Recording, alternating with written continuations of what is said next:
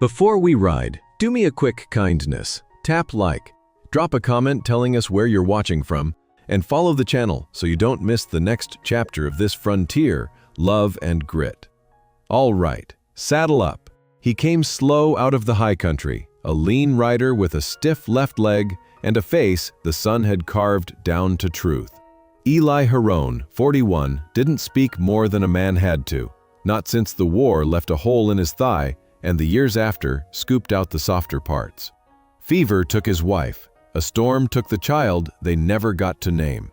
After that, he traveled light. No roots, no asking, no promises that might break. The homestead lay where the wind never forgot, at the ragged lip of Bitter Mesa. Fire chewed the hills years ago, soldiers chasing rumors through dry grass until half the basin turned to cinder. Folks called it cursed ground. A traveling broker called it salvage. Eli called it quiet, and that was enough. $1 on the barrelhead bought him the deed and the right to disappear. He rode in near sundown, horse picking its way through rock and ash. The cabin hunched into itself under a sky wide enough to drown a man. Half a roof, a wall caving, a black mouth of a stove waiting like an empty well. Hinges screamed when he pushed the door. Dust rose and hung in the cold like breath from something long dead. He stood there, listening. Eli wasn't hunting hope. He was hunting stillness. A place where a man could stack timbers, mend a hinge, keep a fire alive, and owe nothing but sweat. He tested his bad leg, that old .65 bullet still whispering in the bone when the weather turned. Outside, a winter lean moon climbed the rim of the mesa. He unsaddled, laid out his bedroll in the barn's shadow of a corner, and counted what he had left. Jerky, cornmeal, few matches, a stubborn heart. Coyotes sang down the draw, and wind threaded broken boards like a loom weaving cold from the long dark. Morning came pale and sharp. Eli stepped into the yard with his rifle slung. Ruins invite critters and men both. He walked the fence line like a priest checks a church after lightning, measuring, marking what could yet be saved. A man who keeps his hands busy can keep his ghosts in order. The bell of morning. Somewhere inside the ruin, something shifted. House timber settling, he told himself. Either way, the work had started. Stay with us. The West remembers the ones who rebuild what fire tried to erase, and sometimes it offers back more than a man dares ask for. Eli's hand lingered a moment longer on the haft of the axe, the fresh split wood at his boots giving off the scent of sap that hadn't breathed air in years, and as he drew in that breath, sharp with cold, he knew the land was no more empty than a battlefield after smoke clears. Quiet, yes, but never hollow. The cabin's door sagged open behind him, hinges groaning again, and from the shadows within came that faint prickle along his spine. The soldiers sensed that eyes were watching, not with threat, but with the long, tired patience of someone who had nothing left to gamble. He pushed the thought aside, but it followed him into the dim interior. Dust swirled in a shaft of pale light cutting down from the broken roof. His boots scuffed against a floor littered with ash and rat droppings, yet beneath the smell of char and rot was something else, human, worn down to the bone. He caught it in his nose first, then his eyes adjusted, and he saw her. Curled behind the stove, a shape more shadow than flesh.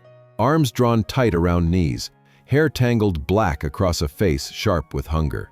An Apache woman, young, thin, draped in the ruins of a deerskin dress, a few beads still clinging like ghosts of a life stripped away.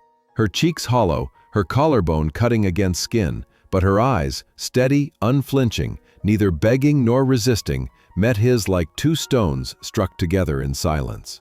Eli's grip tightened on his revolver out of instinct, then eased. He'd seen those eyes before, in camps where widows lined up for rations, in scorched fields where men buried what could be buried and walked away from what couldn't.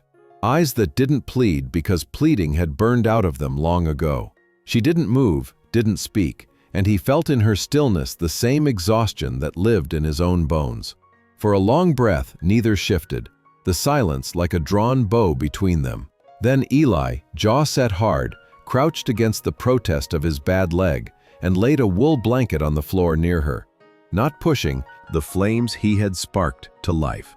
She hadn't run, she hadn't begged, she had stayed, and that small fact shifted something inside Eli he hadn't expected. Days passed without words. She brushed dust from the table, gathered kindling near the hearth, moved careful as though every ounce of motion cost her strength she could not waste. He noticed the sharp line of her collarbone, the way her fingers trembled faintly when she drank from the tin cup he left. She ate what he offered, jerky, beans, half a biscuit, never asking for more. It wasn't gratitude she gave, but survival, and he found that honest. On the third day, when he finished patching the chimney and the fire drew smoke clear for the first time, he caught her watching, eyes glinting at the flames like someone remembering what warmth once meant. No thank you passed her lips, and none was needed.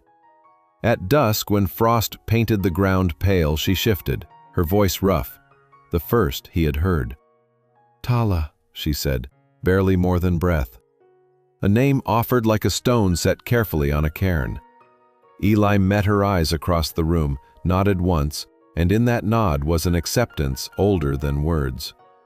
He did not ask more, not yet. But as the night deepened, the house no longer felt like a grave waiting to close.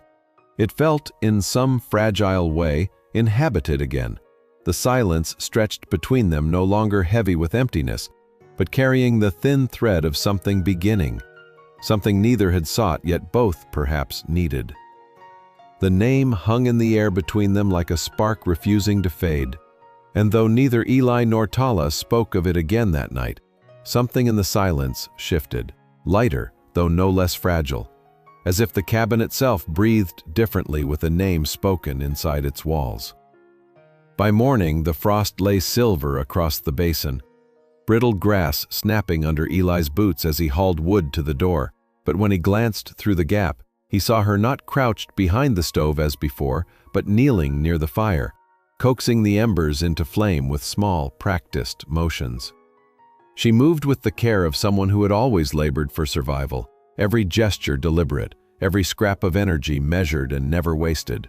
The thin sleeves of the deerskin dress slipped down her shoulder, revealing bruises fading to yellow along the curve, cleared broken crockery into piles, and stitched torn scraps of cloth with a needle he had left on the table. They spoke little, but the silence no longer clawed. It filled instead with small sounds, the scrape of a broom handle against the floor, the chop of his axe, the soft clatter of tin cup against the hearthstone. Each sound was a kind of language, and Eli found himself listening more than he realized. At night, he lay on straw in the barn, staring up at slivers of starlight through the broken boards, and he caught himself thinking not of graves or war, but of the quiet shape moving inside the cabin. On the fifth morning, when he carried in a pot of water drawn from the half-frozen earth, she surprised him by rising to her knees. She pointed 2 fingers to her chest, then to her mouth, then lowered them slowly. He blinked, realizing. "You want water?" he asked. She didn't nod, but her eyes held his steady until he poured from the pot into the dented tin and handed it over. She cupped it with both hands, drinking slow, the tremor in her fingers from hunger more than fear. For Eli it was enough, a question asked, a need answered. Later that day, he left a wool shirt folded by the door, a relic from his wife's trunk that had not seen the light in years. When he returned near dusk, she wore it, sleeves hanging long past her hands, but cinched at the waist with a strip of rawhide. She had claimed it without a word, and in that claiming she seemed less a shadow and more a figure belonging to the room. By the week's end, the change was plain. She no longer stayed huddled in the corner. Instead, she lingered by the fire, sometimes sweeping with a broken broom handle, sometimes simply staring into the flames, as though searching for something long gone. Eli, watching from where he mended a window frame, understood that she was not just existing in the cabin, she was beginning, in her own cautious way, to live there. And on the 7th night, as frost thickened on the glass and the wind bent low across the mesa, she shifted closer to the hearth and spoke again. Her voice, cracked and rough but steady, carried not fear but a declaration. My name is Tala." Eli, seated at the table polishing his rifle with slow stroke, work, and the unsteady beginnings of trust. Eli woke before the sun most mornings, his bad legs stiff as timber until the blood warmed through, and he'd limp out to the yard with the axe balanced in one hand, striking wood in steady arcs that echoed across Bitter Mesa. Each crack of the blade felt like proof the land could still give something back. Inside, Tala moved with a quiet economy of motion that told her life had never left room for waste. She swept dust into neat piles, cleared the hearth of ash, straightened the broken planks near the wall, as though the act itself might keep the structure from collapsing. She never asked what was hers or his. She worked as though survival had always meant claiming a place through labor. Eli noticed it all, though he kept his eyes down, jaw set. When he carried water from the seep he'd found beneath the root cellar, she knelt near the fire, waiting, her hands cupped around the tin cup before he even set it down. The tremor in her fingers was lighter now, not gone, but less desperate. And though she still spoke rarely, the air between them no longer scraped like bare stone. On the third night, when he lit the stove after clearing the chimney, he caught her gaze resting on the flames, her eyes reflecting the orange glow like someone who remembered warmth but had forgotten how to believe in it. She didn't thank him, and he didn't expect it, but the way she stared at the fire felt like its own kind of gratitude. By the fourth day, she brushed dust from the table in the corner, then set a broken bowl upright on its rim, almost as if making a place ready. Eli watched without comment, though something in his chest loosened at the sight. By the fifth, she tied the wool shirt at her waist, sleeves rolled back clumsily, and for the first time he thought she looked less like a stranger hidden in the ruins of his life, and more like someone who might belong here, however cautious the fit. He found himself lingering in the doorway at dusk, watching her as she fed twigs to the fire, her profile etched sharp against the lamplight, and it stirred in him an ache he hadn't let himself feel since Claire was alive. Not desire, not yet, but the recognition of another soul sharing the same small circle of warmth. The silence between them was still wide, but it carried a different weight now, less guarded, more waiting. Stars through the slats, and for once, the memories of war and fever did not press so hard. He thought instead of the woman by his stove, the sound of her soft movements inside the cabin, and how the house no longer seemed to echo with emptiness. The land was still scarred, the walls still broken, but something lived there again, something stubborn enough to sit upright in the shadows and wait, not for pity, not for ownership, but for the chance to begin. And Eli, though he would not have said it even to himself, felt the stirrings of a truth he had not dared to believe, that even cursed ground can bear witness to the slow, cautious roots of belonging. The winter held on with the kind of grip that made each morning feel like a test, the wind cutting off the mesa and filling every seam of the cabin with a chill that burned through bone. But inside those walls, something had shifted, quiet but steady, and Eli felt it each time he crossed the threshold and saw her not as a shadow clinging to the corner, but as a presence woven into the daily rhythm of survival. Tala had spoken her name, and in doing so she had given him more than a word. She had given him a stake in her existence, a sign that she had chosen to remain, not by accident, not because she was too weak to run, but because the fire, the food, and perhaps the silence between them had given her reason. Still, it was not gratitude she showed, not the wide-eyed relief of someone rescued. No, her movements carried a different weight, measured, deliberate, every action telling him that she was not merely surviving at his mercy, but carving her own way back into the world, one task at a time. Eli saw it in the way she brushed ash into neat piles by the hearth, not to please him, but to keep her own hands from idleness. He saw it in the way she swept the table with a broken broom, as if order itself gave her breath. He did not press, never asked the questions that a younger man might have demanded: where she came from, what she had endured, whether someone still searched the land for her. He carried those questions like stones in his chest, heavy but unspoken, because he had learned long ago that forcing truth out of a wounded soul only deepened the wound. Instead, he offered what he could: food divided without measure, water drawn up from the seep near the cellar, and the kind of space that said without recognition, born from his own scars, that to be turned away when you have nowhere left is a cruelty worse than hunger. She studied him a moment, then lowered her gaze, but in the set of her mouth he thought he saw something loosen, as if a knot she had carried alone had slackened just enough to breathe easier. That night, for the first time, she spread her blanket nearer the fire, not pressed to the far wall. Eli lay in the barn listening to the coyotes, but his thoughts stayed with the image of her shoulders in the firelight, no longer braced against the dark so tightly. In the days that followed, their silence grew different, less guarded, more companionable. When he passed her the tin plate, her fingers brushed his by chance, or maybe not, and she did not flinch. When he caught her eyes across the table, she held his gaze a second longer before turning back to her work. Eli felt the change, slow and dangerous in its gentleness, like thaw water seeping into cracks of stone. He told himself it was nothing more than survival doubled, two people fending off the cold instead of one. But in the marrow of his bones he knew better.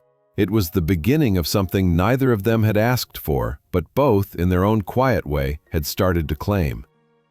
And though he carried no words for it yet, he understood what it meant to have the silence of a house filled, not with ghosts, but with the steady presence of another soul who refused, against all odds, to vanish.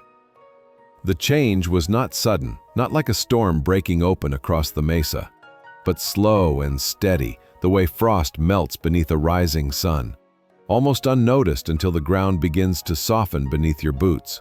And Eli felt it most in the silence that no longer pressed heavy against his chest, but stretched out like a space shared, something that could hold two lives without breaking.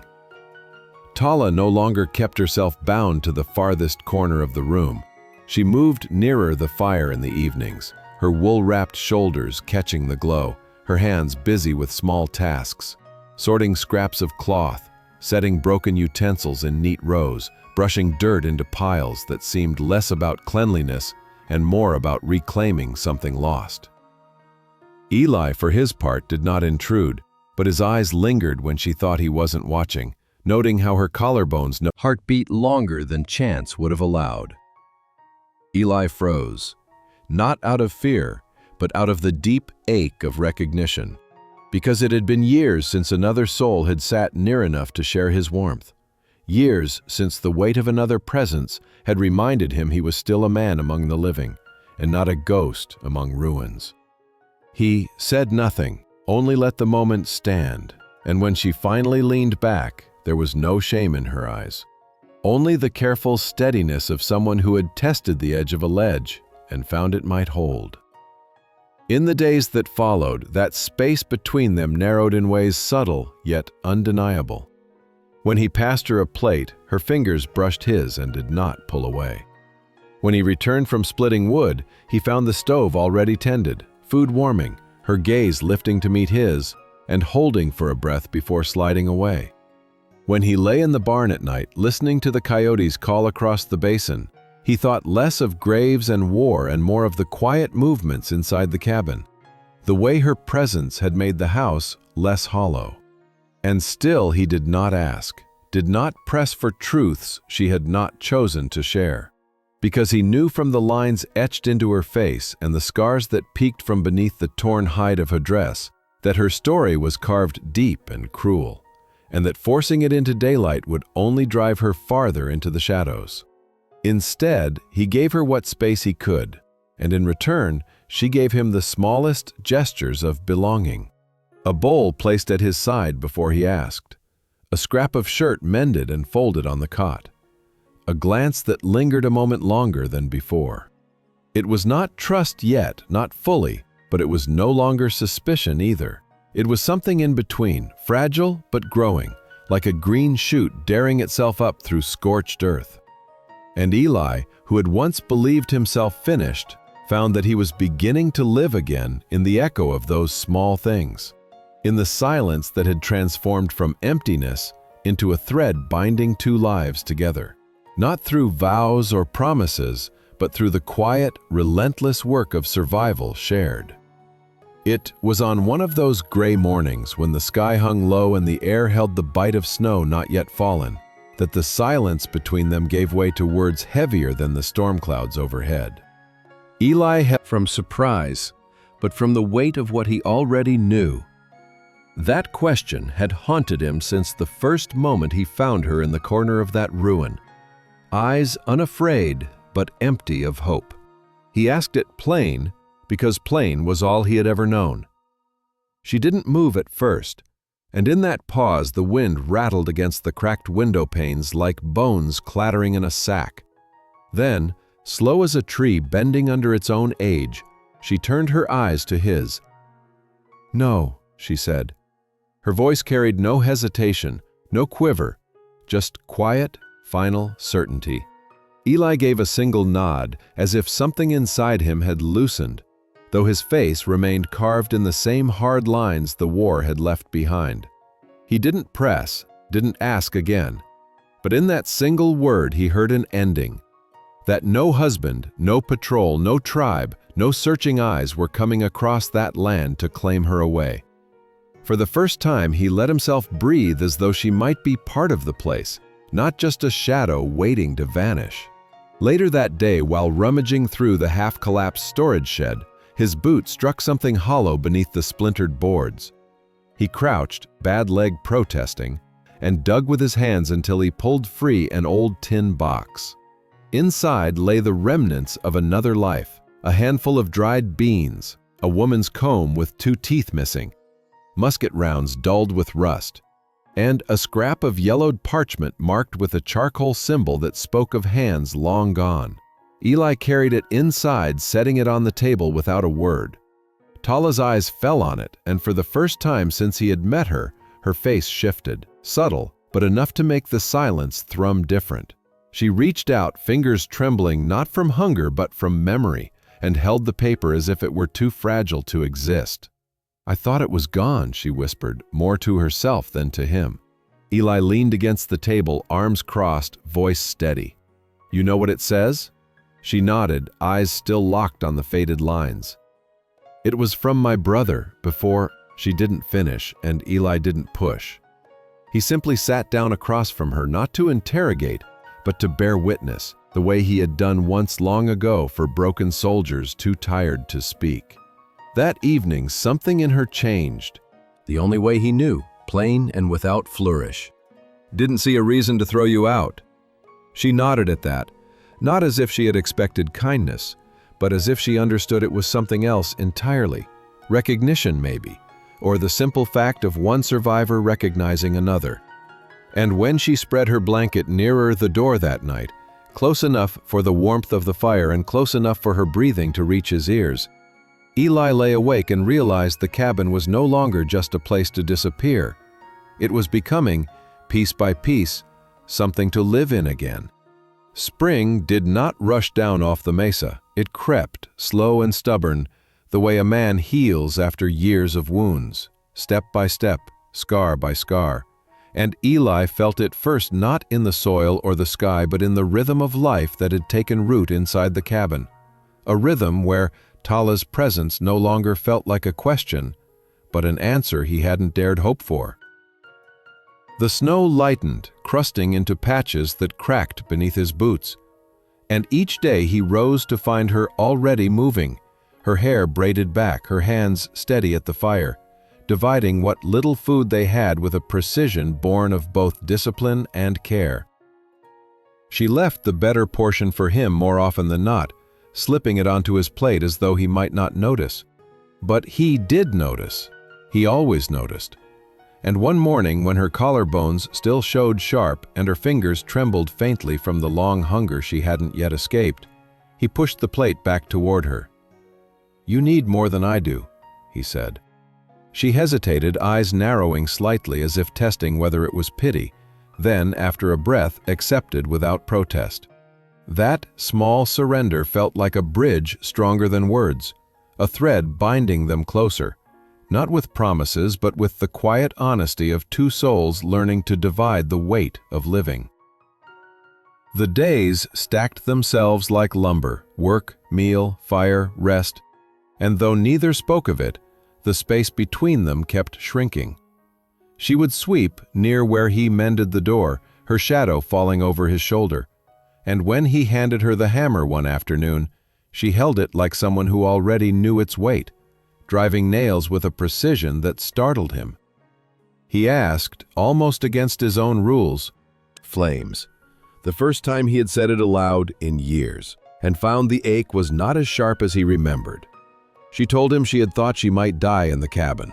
And for the first time he truly looked at her, seeing not just a survivor but a woman, standing at the fragile edge of choosing to live again.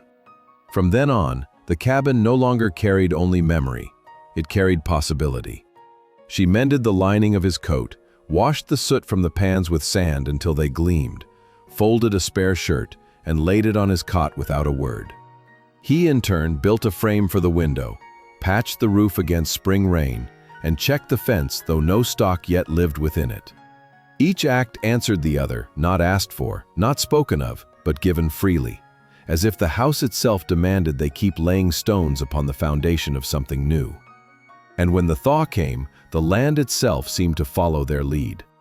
Water seeped slow into the hardpan, the ground yielding under Eli's boots, and he knew it was time to plant. Potatoes, beans, a row of onions, small, meager, but a beginning. He worked the soil with his bad leg dragging behind, sweat darkening his shirt, and beside him, Tala knelt with her sleeves rolled, hands sunk deep in earth as though reclaiming it by touch.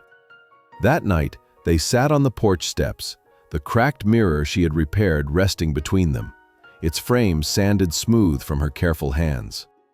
"We could both stand to see ourselves clearer," she said, and when he caught his reflection beside hers in the fading light, he understood that the house, the land, the very air around them had begun to change. It was not cursed ground anymore, it was theirs. And in that truth, Eli felt the strangest thing of all. A stirring not of duty or endurance, but of hope. The garden pushed through stubborn soil as if proving that even cursed land could be coaxed back to life. And Eli found himself watching the shoots with the same guarded hope he carried when his eyes lingered on Tala's changing form. The roundness beginning to show in her belly, the steadiness in her step tempered now with caution. Each morning she rose slower, but not reluctant. She moved with purpose, her hands brushing the edge of her stomach almost without thought, as though already binding herself to the life inside her. Eli noticed, for Eli carried the constant fear that his own scars, his silences, the weight of his losses, might mark him unfit for anything more than solitude. Yet here she was, giving him not just her trust but her future. He took her hand then, rough palm closing around hers, and said, "If it's true, then we'll build for three." She lowered her eyes, but her lips curved into something not quite a smile, not quite a sob, and he knew it was the closest thing to hope either of them had dared to voice in years. The days stretched forward, marked not by hunger alone but by small labors that pointed to tomorrow. Eli carried more water than before, mended the chicken coop though no hens yet filled it, sharpened tools that had long rusted in disuse. Tala worked as she always had, but now with a different patience, her body slower, her eyes softer. She began to hum sometimes in a low voice, songs not in English, notes that curled through the cabin like smoke, and Eli never asked their meaning. He only listened, sitting on the porch with his pipe cooling between his fingers. Naomi, though the child had no name yet, already alive in the sound. At night, they lay together in the cot, the two of them pressed close beneath the quilt she had stitched from burlap and feathers, and for the first time Eli felt the emptiness of his years filled not by memory, but by the presence of another heart beating steady beside his. The fear of loss still lived in him, as constant as the limp in his leg, but it no longer ruled him. Each time she leaned her forehead against his chest and whispered, "I'm not afraid anymore," he believed her, and in believing, he began to shed his own ghosts. By the time the thaw broke fully and the land softened, the cabin stood not as a ruin but as a home. The bed he built creaked under their weight, proof they were alive and not shadows. The stove burned steady, the roof held against spring rains, and the garden rose sprouted green. No one had come looking. No soldiers, no riders, no shadows from Tala's past. The town still looked at them sideways when Eli rode in for flour and coffee, but he no longer cared.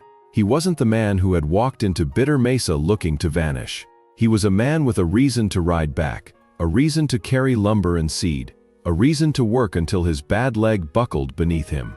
And when he climbed the porch steps at dusk and saw Tala standing in the doorway, one hand finally came, long before dawn, when her cries broke the stillness and sweat beaded her brow. Eli moved with the steadiness of a man who had already promised not to leave again. He boiled water, fetched blankets, whispered words meant not to erase the pain, but to stand beside it. And when the child came, small and fierce, her cry filling the cabin with a sound that swept every ghost into silence, Eli wrapped her in the same wool blanket he had once given Tala on that first night. He placed the bundle into her trembling arms, and when Tala whispered, "She's warm," Eli felt his own hands shake with something that wasn't fear, but awe. They named her Naomi, not Apache, not white, but theirs. A name spoken in unison across Firelight and stitched into the walls of that cabin like the proof of everything they had survived. And so the cabin was no longer a place where Eli had come to disappear. It was a place where life had taken root again, stubborn as the shoots in the garden, fragile as a newborn's cry, and strong as the love between a scarred man and the woman who refused to kneel. For the first time in years, Eli did not dread tomorrow. He looked toward it, steady and unflinching, because tomorrow meant Naomi's breath, Tala's touch, and the promise that even the most broken ground could bloom again. Evening settled over Bitter Mesa with the slow hush of a hymn, the sun bleeding down in red-gold streaks that softened the scars of the land, and for the first time, Eli felt no need to brace against the coming dark. The cabin stood behind him solid, patched and weathered, but alive, smoke rising in a steady plume that told the world this place, once cursed, now carried warmth. On the porch beside him, Tala sat with her hair braided neat, feathers tucked just above her ear, her hands resting lightly on the small basket where Naomi slept, her tiny chest rising and falling in a rhythm so steady it seemed to anchor everything around them. The garden lay fenced against the wild, rows of green pushing stubbornly upward from soil that had once given nothing but ash. Chickens scratched near the coop he had rebuilt. The air smelled of wood smoke, earth, and the faint sweetness of bread baking inside. Eli leaned forward on the porch rail, his hand again. And now, with their daughter asleep between them, he knew the land had not taken him as he had once intended. It had given him back instead. Tala shifted, her dark eyes catching the last of the light. She reached for his hand, not as someone asking permission, but as someone claiming what was already hers. He folded his fingers over hers, felt the warmth of her skin, the strength in her grip, and he marveled again at how two people who had walked so far through hunger, grief, and silence could sit here now with something new between them. Fragile yet unshakable. She had told him once that she thought she would die in that cabin, and he had told her he had come here to vanish. But together they had done neither. Together they had chosen to live. The night deepened, stars pinning themselves against the black, coyotes calling far down the draw.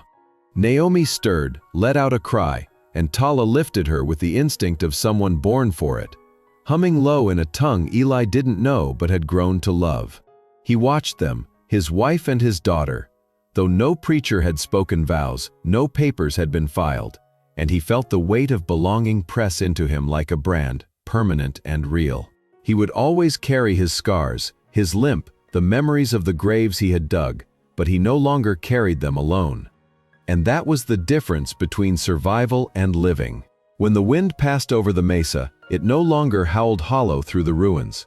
It bent instead around walls that had been rebuilt, around a family that had taken root where no one believed life could grow.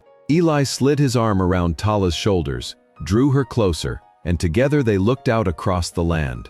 "You ever think it would end up like this?" he asked. She leaned her head against his shoulder, eyes half closed, and whispered, "No. But I wouldn't change a single thing." And there, beneath the stars, with the earth softened by spring and the future cradled in their arms, Eli understood the truth of it.